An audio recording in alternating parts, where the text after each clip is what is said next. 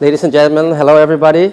Thanks for spending some time with me here. I'd like to introduce actually something about which probably some people have heard already about, which is called the Makers Movement, and something we can do with digital technology.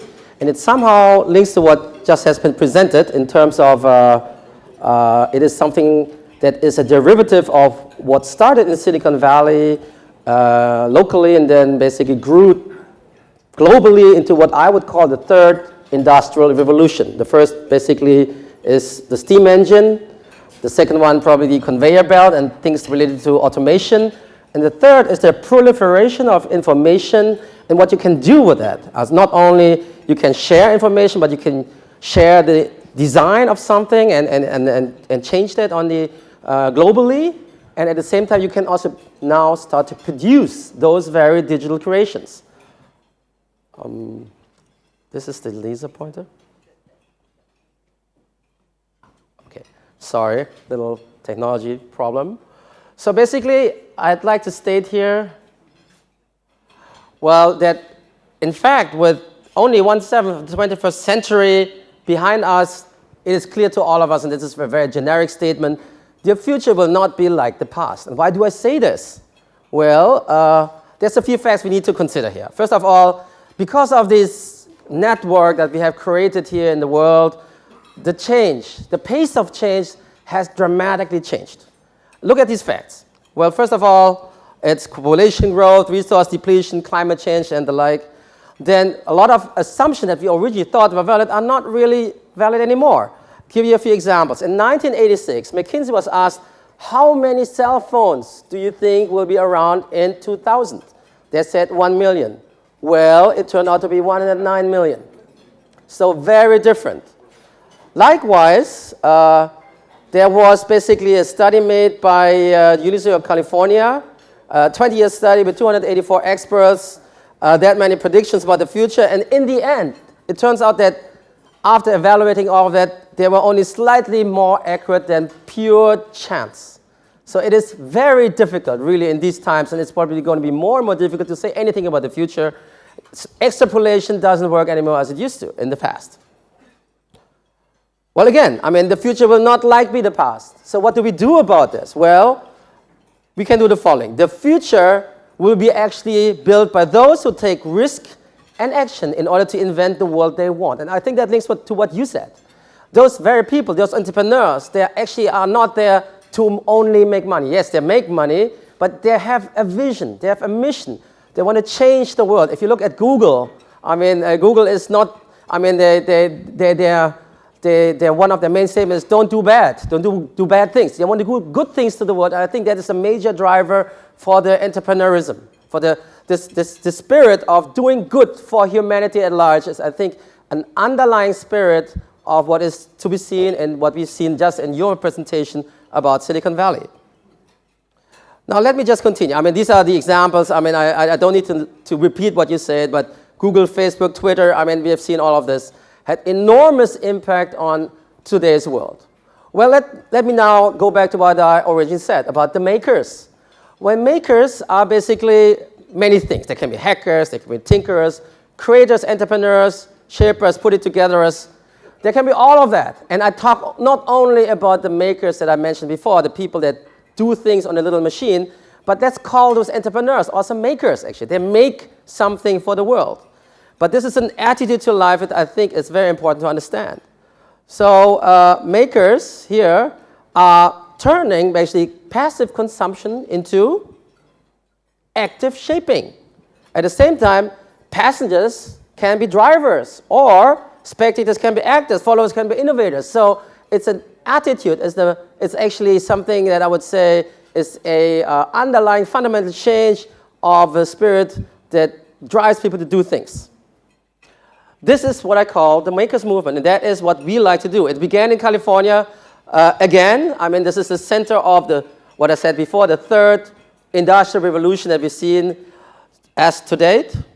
Then here we have a nice picture of Steve Jobs and Steve Wozniak in their early days, and they were actually doing this homebrew computer club. And I don't think at those times they were ever dreaming of building the largest company in the world. As of today, I think Still, Apple is the most valuable company we find in the world.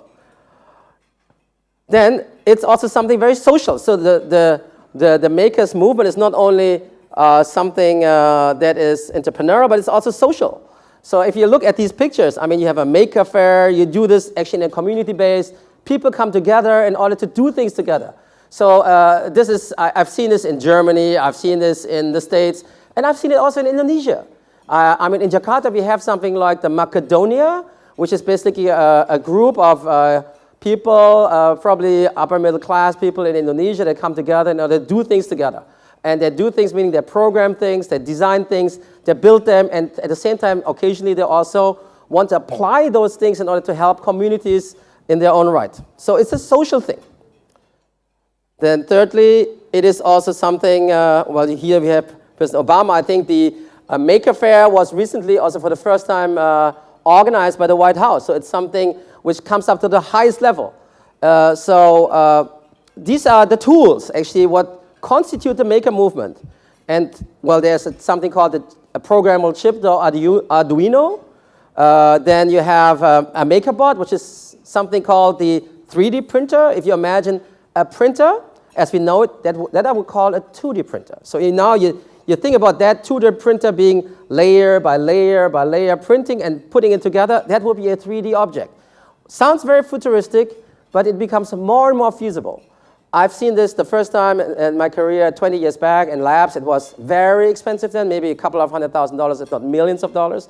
Now you can buy a MakerBot for slightly, maybe around $1,000. So it has something, well, technology in today's world has basically made it possible to do things also in that proliferated basis because things have become very affordable.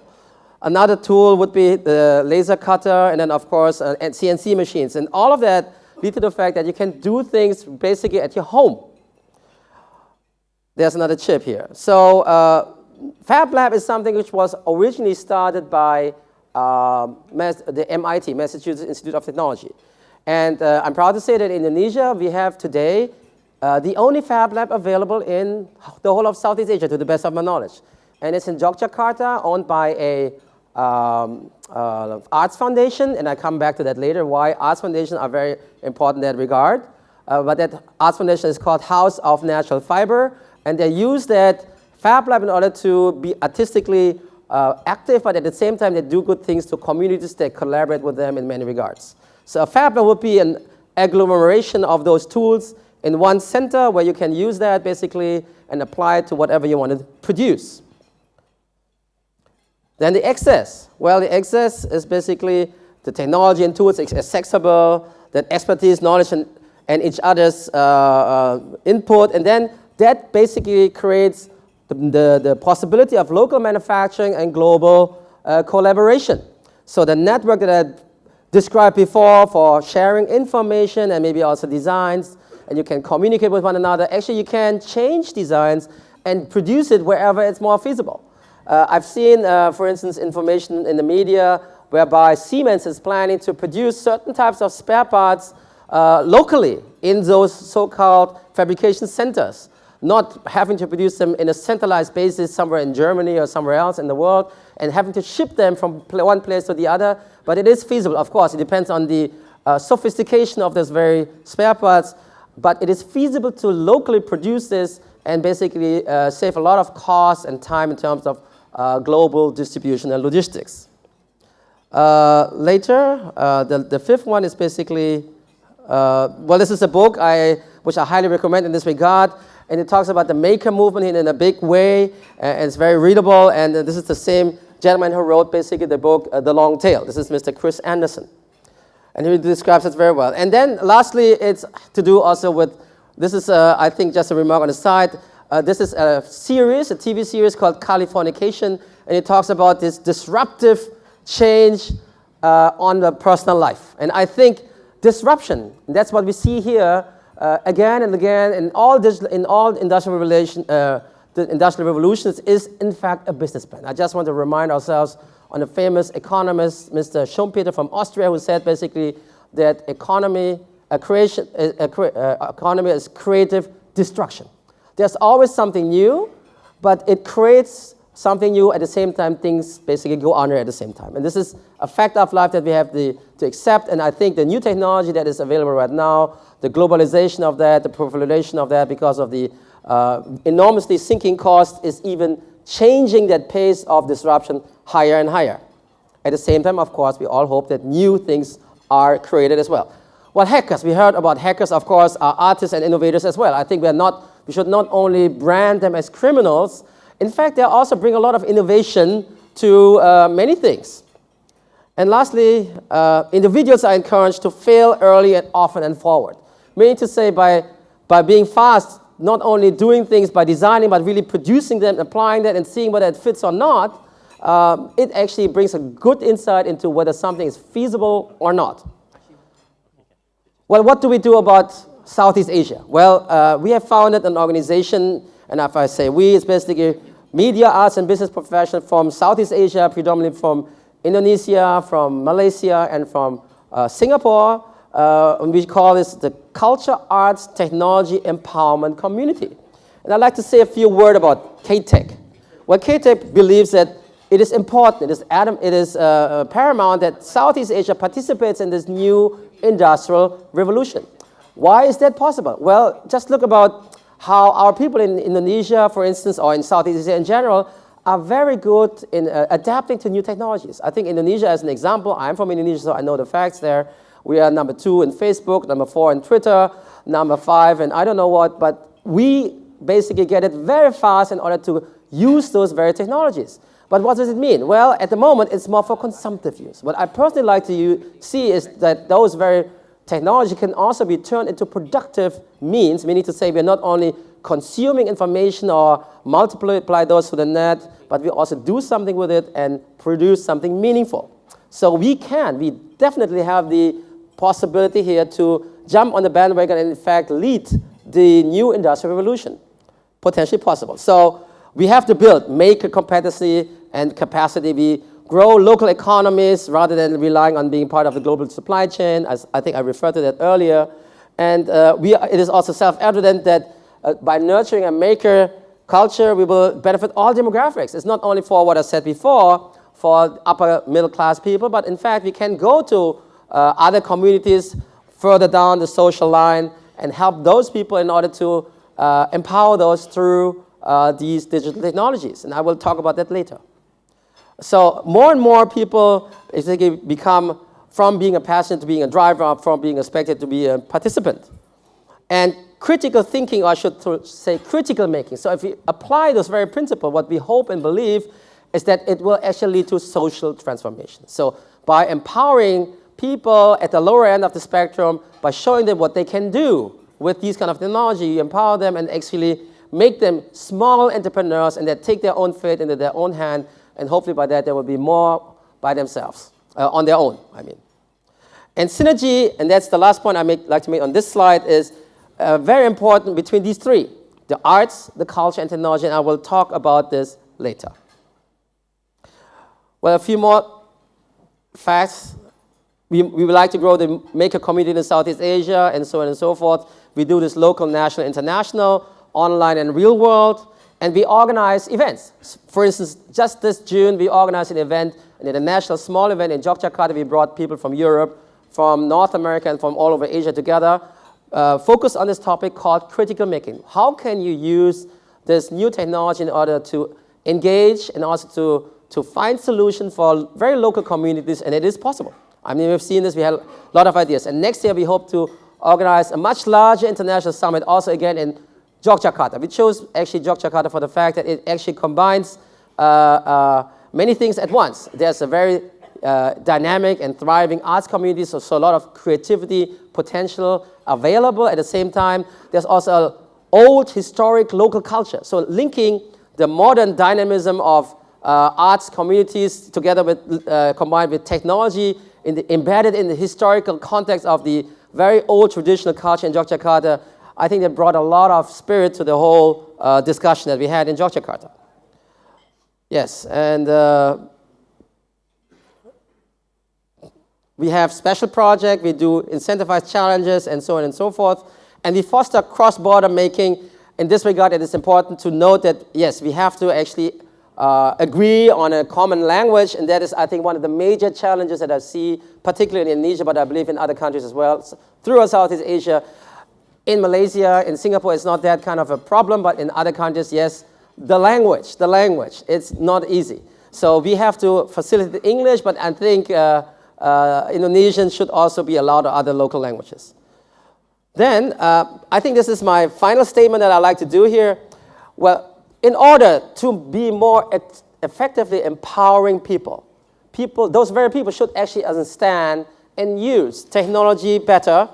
At the same time, also use the creative potential of the arts. I mean, especially cultural communities here in Southeast Asia, because of the development status, they live still in their own world, but the local art is still very alive. And that should not be disregarded. That should be used in order to create more creative potential. So marry technology with arts potential. At the same time, one needs to consider contextually relevant culture in order to make it successful. Otherwise, whatever is created through this synergistic process between marrying the two, technology and arts, will not be used. And I think that is very important. It needs to be used in order to be relevant. At the same time, I'd like to state that an empowered person is actually a smart person. So, because in today's world, we talk very often about, in the civic sphere, if you apply those very things, you have smart citizens and smart cities, and you have smart technologies for better society, transforming social, political engagement, local government processes, all of that needs smart processes. But what does it really mean to be smart? Well, in our definition as CATEC, I like to state here that the new smart is somebody who understands technology, at the same time uses the potential of creativity within their own contextual arts communities, understanding also the relevant culture to basically make something useful for their own community. I think that's about it, what I'd like to say today. Thank you very much for your kind attention. I hope this gives you some things to think about. Well, here we are called to be architects of the future, not the victim. So that is only possible if you engage here and do things and make things happen for our world. Thank you very much. Thank you very much to Dr. Ilham Habibie of CATEC and also Chairman of the Institute for the Democratization through Science and Technology.